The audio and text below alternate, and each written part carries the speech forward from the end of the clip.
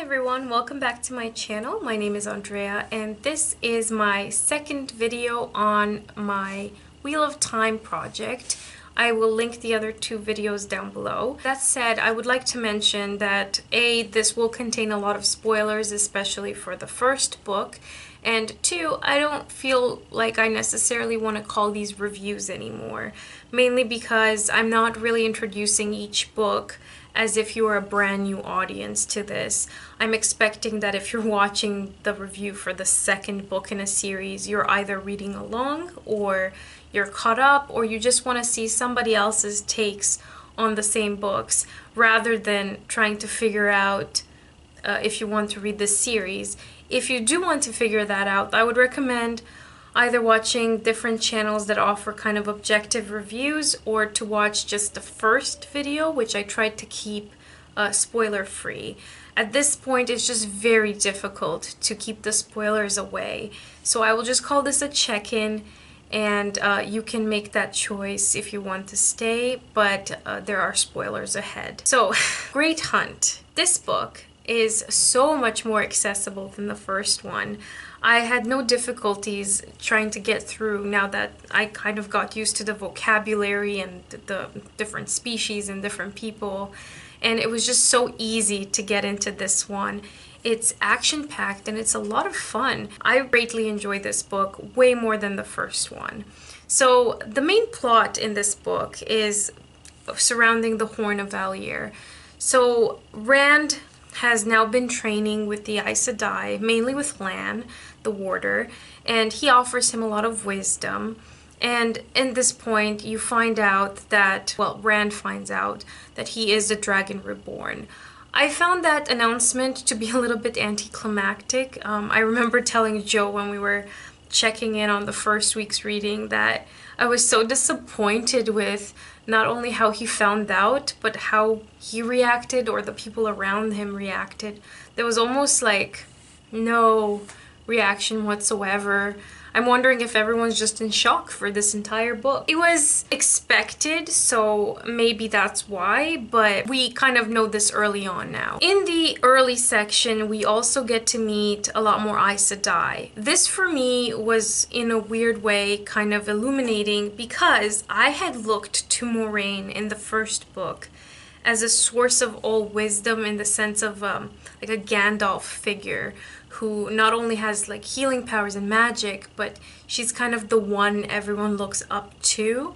But meeting her in the context of other Aes Sedai and seeing that she herself must obey or must be submissive to higher Aes Sedai kind of put the Aes Sedai as a group in a totally different light for me. I'm not going to lie, but I wasn't really a fan of the way they interact with each other. It's very, well, I don't want to call it like Mean Girls, but they don't really engage with each other in a way that suggests wisdom. Now, the moment Rand finds out that he is the Dragon Reborn, he really needs to get his hands on the Horn of Valier. The Horn of Valier is important because the one who blows it summons armies from the dead. And on the horn, there's a quotation that says, "The grave is no bar to my call," which is pretty awesome. So Rand gets the horn, but in the meantime, Padan Fain, who is imprisoned in a cell, has this kind of plan to also steal the Horn of Valier.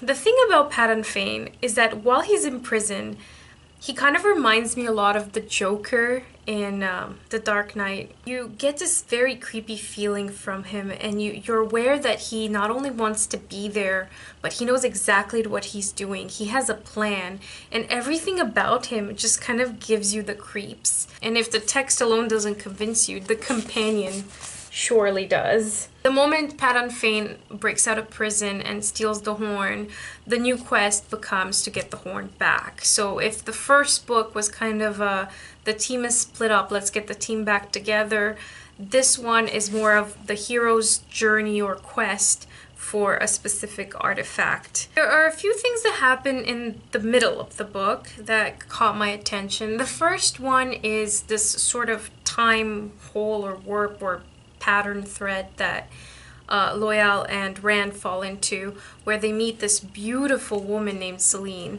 And even Loyal kind of recognizes that she's outstanding human beauty to an extent that it's almost unrecognizable. And I really like that Robert Jordan just says she's beautiful in so many ways, but at no point does he actually describe what she looks like.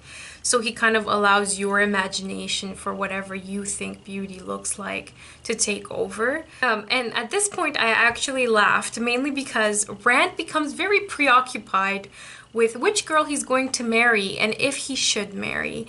And I know why he's thinking this way. He obviously has some feelings and thoughts for Celine and is thinking, you know, what should I do with Egwene and the fact that we were promised to each other. But the way Robert Jordan phrases this is, who should I marry and which one's more marriage material, basically. And him going back and forth on these thoughts, for me at least, were hilarious. And I really enjoy that. And another thing that happens in the middle is Tom Maryland makes a comeback. And boy, I think this is why I put the spoiler warning at the beginning, but him making a comeback and dating much younger women and just having a blast was just so nice to see him again. And immediately after seeing him kind of go on a little revenge kick, that was a lot of fun too. And my absolute favorite part of this book was the steading. So you already know from the first video, if you've been following me on this journey, is that I love the Ogier, and I especially love Loyal. He is my absolute favorite. If this channel just turns into an Ogier fan club, I probably will be fine with it, just because I love him so, so much. If anything happens to him, I think I'm going to be very, very sad, and I'm just gonna lose it, and it's gonna be bad.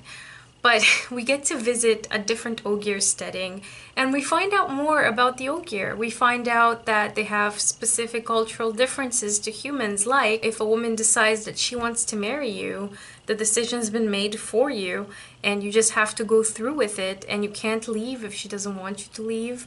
And most Ogier don't really leave their steadings anyway. But that was kind of an interesting, fun tidbit about Ogiers that I really wanted to note somehow. And just the way they are in general is fascinating because they're both masons and builders, but then they're also super intelligent and they have so much knowledge and they live 4 times longer than humans. So they're just fascinating to me, and Loyal in particular, because he has this urgency to travel and he's kind of really scared that this one girl from the steading might lock him down. And he's like, oh, I want to travel more. And there were a few more moments where Loyal kind of got my attention, both in an endearing way, but also in like character growth kind of way. First, every time he's just carrying his books or cares about the books or puts books above all else. Obviously, I'm gonna love that. But there's a moment where he has to kill a Trolloc, and it's his first murder. To see his reaction, I'm gonna try to find it. I think it's on page 394. He says to Rand, I never killed before, Rand. Loyal drew a shuddering breath. It would have killed you if you hadn't, Rand told them. I'm sorry you had to do it, Loyal, but it would have killed both of us, or worse. I know, but I cannot like it. Even a Trolloc.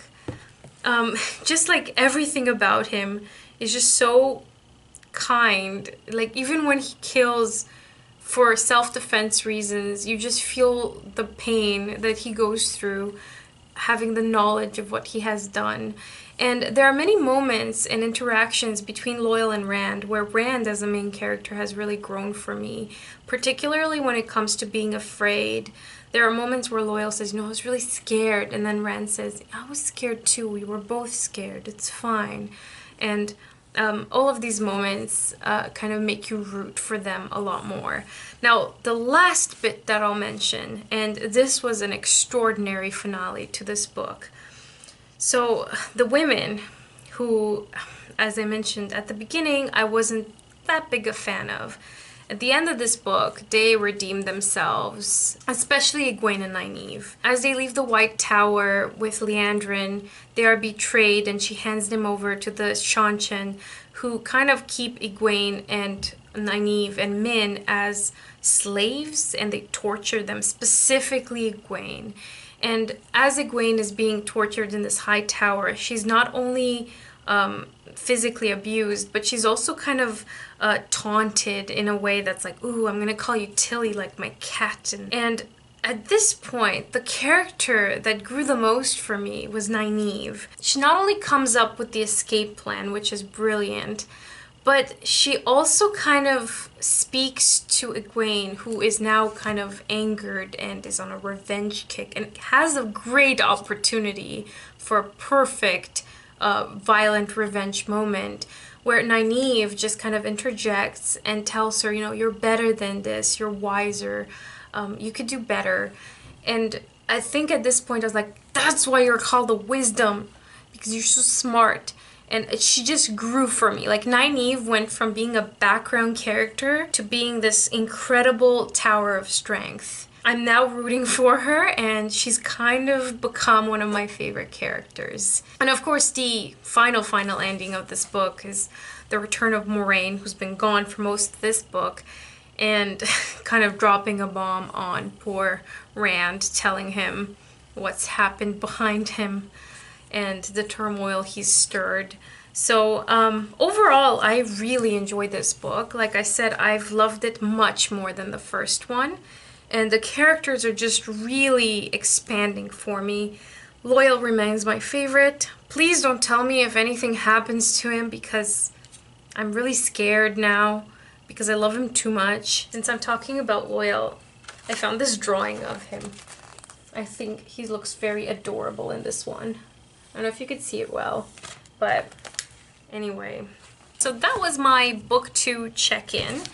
I will be starting the new one on Monday with Joe again from Final Blow Joe. He's my reading buddy, and we're dividing this in 4s and reading it throughout the month. So look out for the review for this book at the end of March. Thank you very much for watching, and I'll see you in my next video.